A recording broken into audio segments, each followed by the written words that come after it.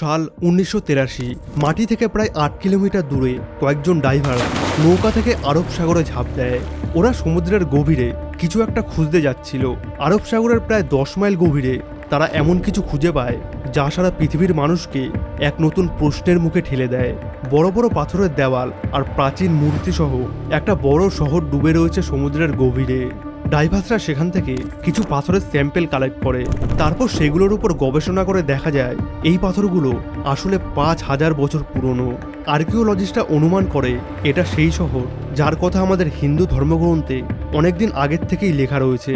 এটা কৃষ্ণের শহর দ্বারকা।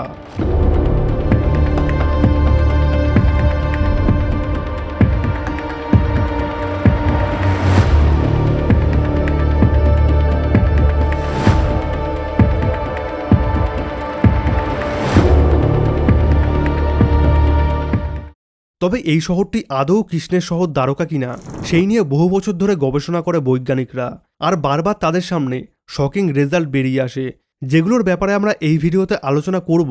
তবে এর আগে জেনে নেই আমাদের হিন্দু ধর্মগ্রন্থে এই বিষয়ে কি লেখা আছে, আর এই শহরটি সমুদ্রের গভীরে তলিয়ে যাওয়ার কারণ কি। ভগবত পুরাণের 10ম অধ্যায় অনুযায়ী কংসের বধের পর ভগবান কৃষ্ণ যদুবংশের সাথে মথুরায় থাকতে শুরু করে। কংসের বধের কারণে তার শ্বশুর জরাসন্ধ একের পর এক 17 বার মথুরায় আক্রমণ করে। জরাসন্ধের হাত থেকে মথুরাবাসীকে বাঁচাতে কৃষ্ণ মথুরা ছেড়ে অন্য কোথাও যাওয়ার কথা ভাবে। সে সমুদ্রের উপর এক বিশাল শহর তৈরির সিদ্ধান্ত নেয়, তবে সমুদ্রদেবের আজ্ঞা ছাড়া এই কাজটি সম্ভব ছিল না। এর জন্য কৃষ্ণ অনেকদিন কঠোর তপ করে। সমুদ্রদেব খুশি হয়ে কৃষ্ণকে 12 যোজন জায়গা দেয়, আর দেবশিল্পী বিশ্বকর্মা সেখানে এমন এক শহরের নির্মাণ করে যা এখনকার মডার্ন শহর থেকে অনেক বেশি পরিকল্পিত এবং অ্যাডভান্স ছিল।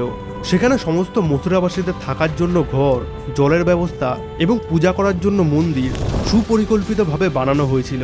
দ্বারকা সম্পূর্ণভাবে তৈরি হওয়ার পর কৃষ্ণ তার মায়ার সাহায্যে সমস্ত মথুরাবাসীকে দ্বারকাপুরীতে নিয়ে আসে। জরাসন্ধ বধের পর কৃষ্ণ তার যদুবংশের সাথে দ্বারকাপুরীতে এসে থাকতে শুরু করে। তবে কালের নিয়ম অনুযায়ী যা সৃষ্টি হয়েছে তার ধ্বংস হবেই, আর এই নিয়মেই বাধা ছিল কৃষ্ণের শহর দ্বারকা। এর কয়েক বছর পরেই মহাভারতের যুদ্ধের সূত্রপাত হয়, আর কৃষ্ণ সেই যুদ্ধে অর্জুনের সারথী রূপে অংশগ্রহণ করে। 18 দিন ধরে চলতে থাকা এই যুদ্ধে পাণ্ডবের জয় হয় এবং গান্ধারীর 100 পুত্রের মৃত্যু হয়। গান্ধারী তার 100 পুত্রের মৃতদেহ তার সামনে পড়ে থাকতে দেখে। এই ভয়ানক যুদ্ধ আর তার 100 পুত্রের মৃত্যুর জন্য সে কৃষ্ণকে দোষী মনে করে এবং তাকে অভিশাপ দেয়। যেভাবে নিজেদের মধ্যে যুদ্ধ করে কুরুবংশের শেষ হয়েছে, ঠিক সেভাবে নিজেদের মধ্যে যুদ্ধ করে যদুবংশের সমাপ্তি ঘটবে। আর যেভাবে আমার পুত্রকে অধর্ম করে মারা হয়েছিল, ঠিক সেভাবে তোমার মৃত্যু অধর্মে হবে। 100 পুত্র হারানো মায়ের অভিশাপ কৃষ্ণ মাথা পেতে নেয়। এরপর কেটে যায় 36 বছর। কৃষ্ণের যদুবংশে তখন আস্তে আস্তে ভাঙ্গন ধরে। ভাই বোনেরা নিজের স্বার্থে নিজেদের মধ্যেই যুদ্ধ করে আর নিজেদেরকেই শেষ করে ফেলে। কৃষ্ণের চোখের সামনে সবকিছু হলেও তার কাছে কিছুই করার ছিল না। আস্তে আস্তে সম্পূর্ণ যদুবংশ কৃষ্ণের চোখের সামনে শেষ হয়ে যায়। এরপর কৃষ্ণ রাজপ্রাসাদ থেকে বেরিয়ে দ্বারকার পাশেই একটি জায়গায় গাছের তলায় এসে বসে। ঠিক সেই সময় একটা ব্যাধ শিকারে বেরিয়েছিল। দূর থেকে কিছু একটা নড়তে দেখে ব্যাধ সেদিকে উদ্দেশ্য করে তীর ছোড়ে, আর সেই তীর কৃষ্ণের পায়ে এসে লাগে। ব্যাধ ছুটে সেদিকে যায়, আর সেখানে গিয়ে সে কৃষ্ণকে তারই চালানো তীরে আহত অবস্থায় দেখে। এই দৃশ্য দেখে ব্যাধের চোখ থেকে জল বেরিয়ে আসে।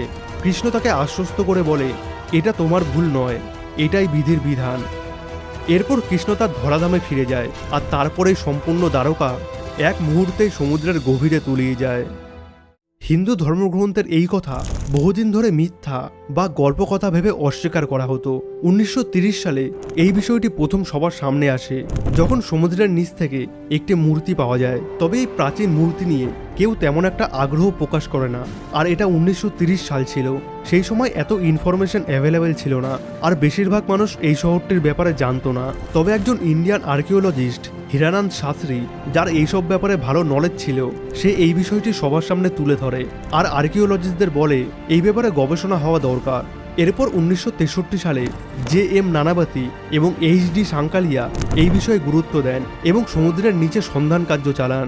এই সন্ধান কার্যে তারা অনেক এভিডেন্স খুঁজে পায়। পাথরের মূর্তি, আসবাবপত্র এবং আরও অনেক প্রাচীন জিনিস তাদের সামনে উঠে আসে।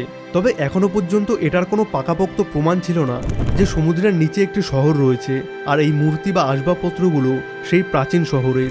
কিন্তু সেই সময় তারা কিন্তু সমুদ্রের বেশি গভীরে এক্সপ্লোর করতে পারেনি, কারণ 1963 সালে মানুষের পক্ষে সমুদ্রের বেশি গভীরে যাওয়া সম্ভব ছিল না।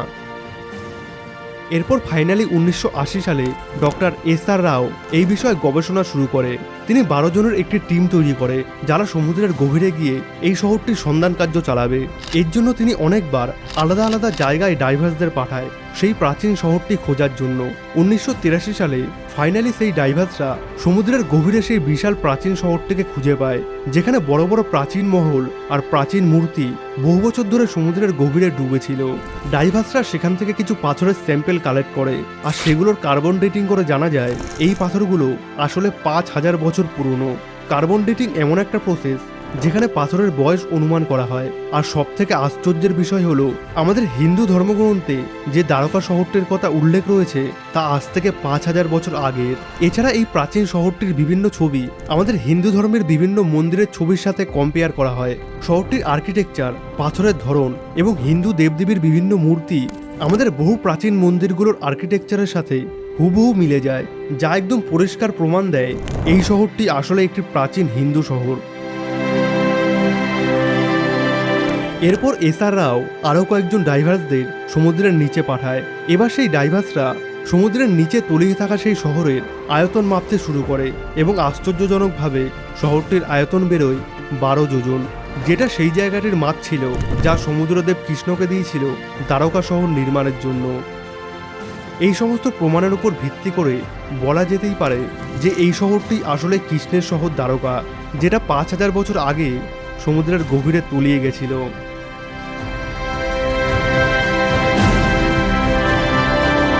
তো আজকের ভিডিওতে এতটাই। ভিডিওটি আপনাদের কেমন লাগলো কমেন্ট করে জানান। আর যদি কোনো মিস্টিরিয়াস জায়গা বা জিনিসের ব্যাপারে জানতে চান তাহলে অবশ্যই কমেন্টে লিখুন, আমি সেই সব জিনিস নিয়েও ভিডিও বানাবো। আর এইরকমই হিস্ট্রি, মাইথোলজি আর সাসপেন্স ধরনের ভিডিও দেখতে সাবস্ক্রাইব করুন সেই সময়কে।